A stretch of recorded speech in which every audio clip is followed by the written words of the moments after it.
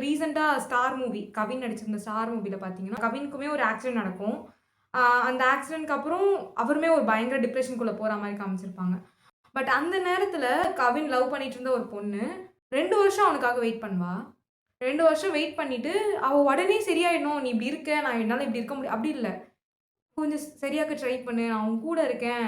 சரி வெளிய வா அப்படின்னு சொல்லியுமே, அவன் வந்து எப்படி சொல்றது?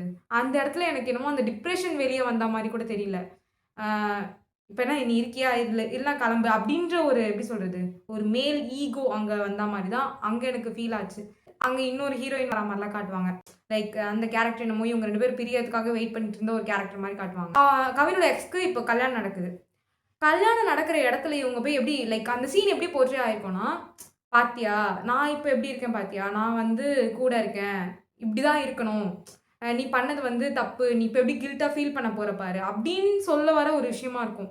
எனக்கு அத தியேட்டர்ல பார்க்கும்போது அந்த அந்த படம் எனக்கு ஆக்சுவலா புடிச்சிருந்துச்சு. அந்த கான்செப்ட் எனக்கு சுத்தமா புடிக்கவே இல்ல. ஏன்னா, அவங்களுக்கே தெரியும். ஏன்னா அந்த பொண்ணு தப்பு பண்ணல. அந்த ரைட்டிங் எப்படி பண்ணாங்கன்னு எனக்கு தெரியல.